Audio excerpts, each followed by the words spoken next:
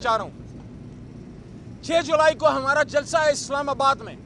हमारे सीनियर वकला भी मौजूद थे और आज तवील गुफ्तगू हुई।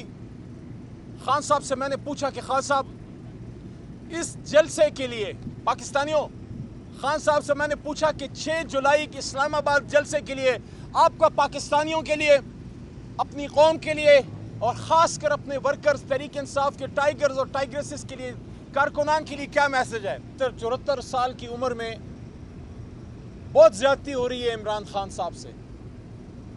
बहुत ज़्यादती इसलिए हो रही है कि एक शख्स जो मुल्क के करप्ट माफिया के ख़िलाफ़ निकला, एक शख्स जो मुल्क के करप्ट अशराफिया के ख़िलाफ़ निकला, जो इस करप्ट निज़ाम के ख़िलाफ़ निकला और तमाम मुहिब वतन पाकिस्तानी, चाहे उनका ताल्लुक़ किसी भी तबक़े फ़िक्र से हो, किसी भी शोबा ज़िंदगी से हो, वो कोई मज़दूर हो, वो कोई लिखारी हो, वो कोई किसान हो, कोई सरकारी मुलाजिम हो, कोई फोर्सेस में नौकरी करता हो, कोई फ़नकार हो, कोई खिलाड़ी हो, कोई स्टूडेंट हो, कोई ट्रक ड्राइवर हो, कोई बहुत बड़ा अफसर हो, कोई बहुत ही मामूली मुलाजिम हो, उन सब के दिल में पाकिस्तान से मोहब्बत की तमन्ना थी कि ऐसा लीडर आए जो कम से कम करप्ट तो ना हो, पाकिस्तान से मोहब्बत तो करता हो, पाकिस्तान पे अपना तन मन धन तो वारता हो। जब एक ऐसा लीडर मिला, ये मैं समझता हूँ इमरान खान साहब की नहीं, हमारी बदकिस्मती है कि इतना कीमती आदमी हमने 330-340 दिनों से अडयाला जेल के अंदर हमने उसको 40, 45, 50 डिग्री में अंदर हमने रखा हुआ है। बहिसियत कौम हमारे लिए अलमिया है कि फिर कब कोई और इमरान खान कब उठेगा। है कोई आपको कोई ऐसा लीडर नज़र आता है पीपल्स पार्टी में, नून लीग में, जमीयत में, जमात में, ऐसा शख्स तमाम लीडरान से बसद एहतराम, ऐसा शख्स जिस पे कौम की, मुल्क की गालिब अक्सरियत, सब मैं नहीं कह रहा, ज़ाहिर है सबकी अपनी अपनी जमातें, गालिब अक्सरियत जिस पे मुत्तफिक हो और वो ये कहे कि भाई ये आदमी है, ये इस मुल्क को आगे लेके जाए। अगर कोई और शख्स आगे लेके जा सकता है तो आप मुझे बताएं। मैं पाकिस्तानी अवाम से आज अडयाला जेल के बाहर इमरान खान साहब से मिलने के बाद, और आज उनका एक ख़ास पैगाम भी मैं सुनाऊंगा जो मैंने खुद उनसे पूछा, वो मैं अभी आपको थोड़ी देर में सुनाऊंगा। अगर मैं भूल गया तो सरवन भाई मुझे आप मुझे याद दिलाइएगा।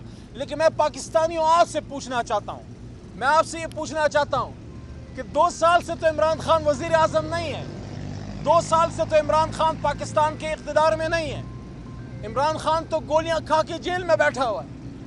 आज आपकी हालत क्या बेहतर हुई?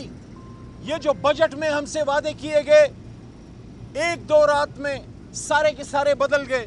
बिजली महंगी, गैस महंगी, आपका कोई प्रॉपर्टी का कोई सिस्टम नहीं, बिजनेस का कोई इंतज़ाम नहीं, बाहर से कोई पैसा नहीं आ रहा, कोई आपकी फॉरेन रेमिटेंसेस सूख के रह गई हैं, आपका कोई इन्वेस्टर नहीं आ रहा।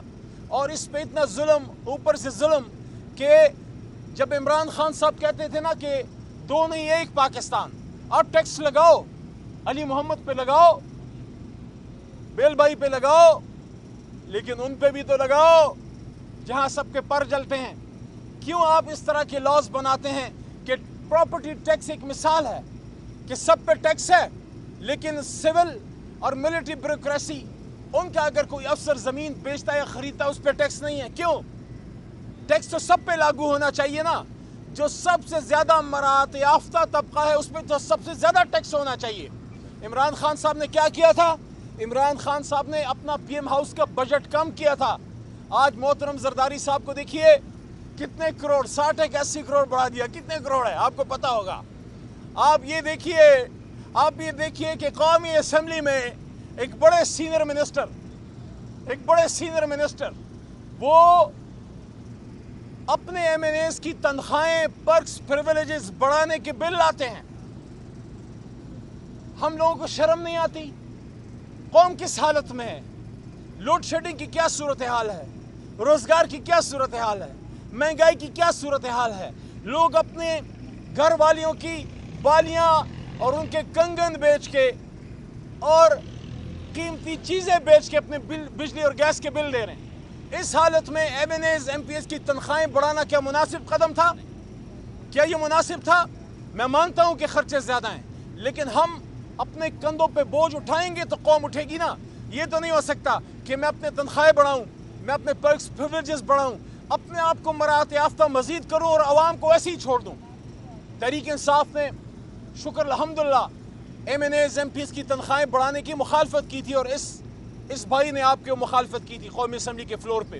آپ نے تو بچوں کے وہ ڈبے کے دودھ تک کو نہیں چھوڑا، آپ نے تو گھر کی عام خریداری کی عام چیزوں کو آپ نے جو ہے وہ نہیں چھوڑا، آپ نے تو عام آدمی جو موٹر بائک پہ ہے، یہ جو ہمارے کیمرے کے پیچھے بھائی کھڑے ہیں، وہ جو وہاں پیچھے کباڑ کے کام میں کو بھائی اب ہمارے بزی لگ رہے ہیں، یہ ہر آدمی کے پاس ایک موبائل ہوتا ہے، موبائل پہ آپ نے وہ ٹیکسز آپ اس پہ بڑھا رہے ہیں، عام آدمی کی سیلری پہ آپ اس پہ ٹیکسز بڑھا رہے ہیں۔ آپ اپنے نیٹ کو بڑھائیں نا، آپ اپنے ٹیکس نیٹ کو بڑھائیں۔ بڑے بڑے جاگیرداروں، بڑے بڑے بزنس مین، بڑے بڑے جو جنٹری اپنے آپ کو کہتی ہے، 75 سال سے جو مراعات یافتہ ہے، وہاں جاتے ہوئے آپ کے جو ہے ہاتھ کانپتے ہیں۔ کوئی پتلی گردن والا، کوئی نرم گردن والا ملتا ہے اور دباتے ہیں، سرکاری ملازم کو اور دباتے ہیں جو 15-16 گریڈ کا ہے، 4, 5, 7, 8 گریڈ کا ہے۔ عام جو آپ کا بزنس مین طبقہ ہے جو کریانہ سٹور میں بیٹھا ہے، اس کو آپ دبائی جاؤ، لیکن جس کی موٹی گردن ہے اور خاص کر جس میں سریا فٹ ہو، اس سے آپ 440 واٹ بلی سے اتنا نہیں ڈرتے جتنا آپ اس اشرافیہ سے ڈرتے ہو۔ پھر آپ کہتے ہو ہم نے عوامی بجٹ بنایا، خود آپ کے وزیر اعظم فارم 47 والے قومی اسمبلی میں کہتے ہیں کہ یہ تو IMF کا بجٹ ہے۔ پہلے تو کوئی لیپا پوتی ہوتی تھی، کوئی شرم حیا ہوتی تھی، بندہ کوئی کہتا تھا، کوئی بات کرتا تھا، کوئی بہانہ بناتا تھا، اب کھلم کھلا کہتے ہیں کہ یہ تو IMF کا بجٹ ہے۔ تو ان حالات میں پاکستانیوں آپ سے پوچھ رہا ہوں، 2 سال سے تو عمران خان جیل میں ہے، پھر آپ کی کیا حالت بدلی، آپ کی زندگی بدلی؟